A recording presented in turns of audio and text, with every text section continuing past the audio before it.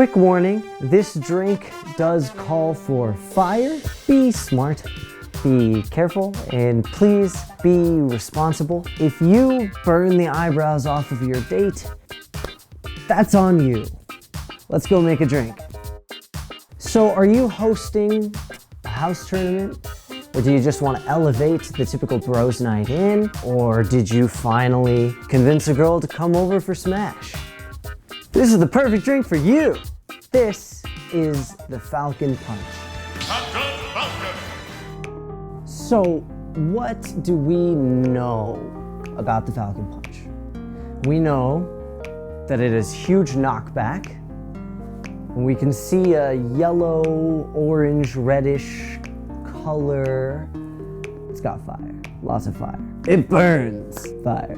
So something about this drink needs to be burning. We could go the classic route of trying to light the surface on fire, but that typically brings about a very faint, dull blue flame. That's not faint and it's not blue. We need something that's more classic fireball-ish. So for that, I'm thinking a throw of cinnamon on top to finish as a nice garnish. Typically, cinnamon thrown over an open flame produces a very nice, sort of classic Hollywood-ish fireball. It should be good. Now, cinnamon and punch bowls, those two things seem to intersect in my mind at the point of tiki. Captain Falcon's gonna be tiki. When I think tiki, I think pineapple, obviously, and rum. But what else? Well, let's go back to the name of the cocktail. We're making a punch. What does that mean? Without getting too far into the history of things, punch was introduced to the Western sphere of cocktails when the British brought the idea back home with them from India. The word punch is pretty much a bastardization of the Hindi word punch, which to my knowledge means 5. Cool. Why? Punch at its core is a bonding experience between you and close friends and family. When you gather around one big bowl filled with 5 ingredients, something sour, something sweet, something of spirit, something weak, and spice. Now for our spirit, I'm thinking we're gonna use a little bit of white rum, but also some dark rum, mostly dark rum, to have a little bit of depth for our drink. For our sour, we're definitely gonna go for some lime. For the spice, we do have our cinnamon, but I wanna take it a step further. If you know Captain Falcon, you know that he gets his powers from God. It's real, that's true, look it up. And with that in mind, I can't think of any other spirit than Frangelico. It's literally in the shape of a Christian monk. It goes all the way back to 300 years ago, if not longer, and it has a nice hazelnut base, as well as notes of chocolate and coffee in there that will go very, very well with the cinnamon and pineapple. It is also super common historically for some sort of grape spirit to be involved in a punch. So for that, I want to involve a little bit of sweet vermouth. Once all of that is in the bowl, I want to round it out with our sweet agent, or our primary sweet agent. You could say the fruit juices are there. My main sweetener is going to be some homemade grenadine. I made this through simply mixing together pomegranate juice and sugar.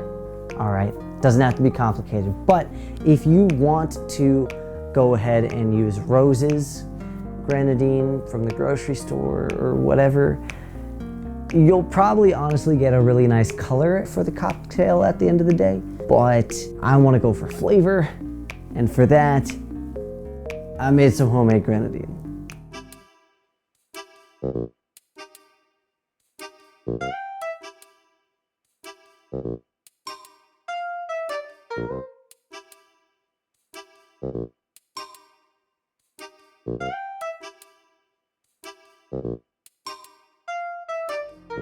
Now all that's left to do is add ice.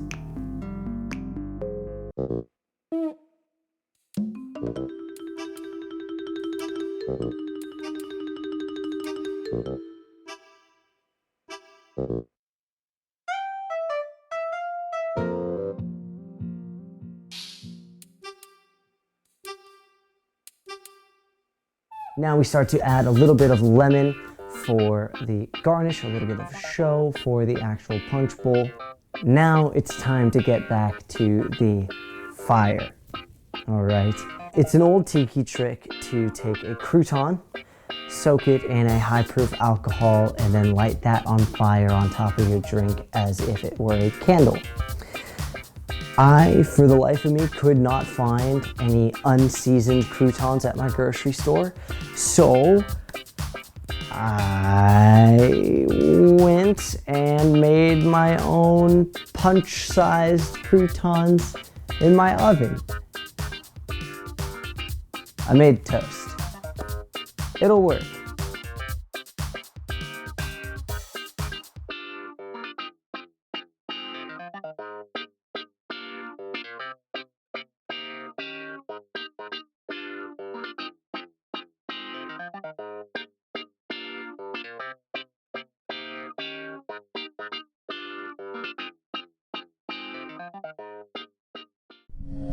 So,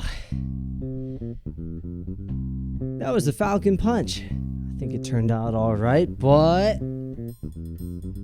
give her a taste, shall we? I love how, since we did burn the cinnamon on top, it really adds that extra layer of aroma to the drink. It seeps its way into the liquid so that no matter where you're going, you're getting that cinnamon smell on top of, obviously I have the lemon garnish in here, but you get the tropicalness with the pineapple, a little bit of the lime, you get the rum, and you get those baking spices on the back end of the taste.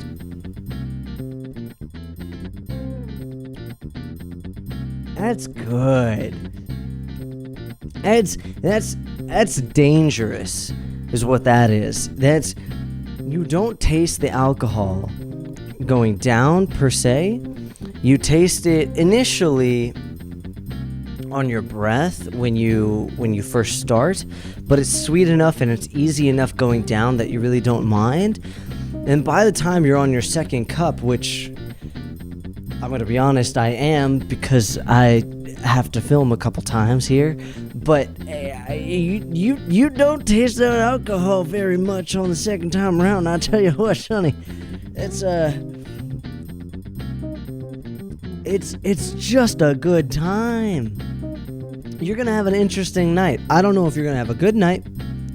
I don't know if you're gonna have a bad night, but you're gonna have a night. And I want to go play some Smash. If you want to play Smash, we hold tournaments on this channel within the community for Smash Bros. Ultimate.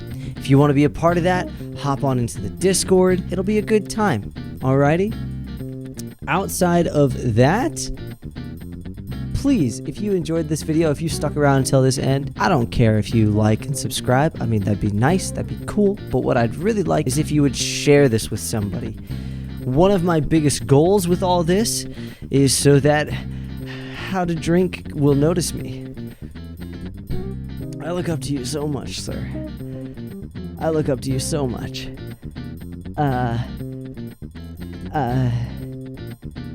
Please, How to Drink. Just give me like a comment. That'd be so cool.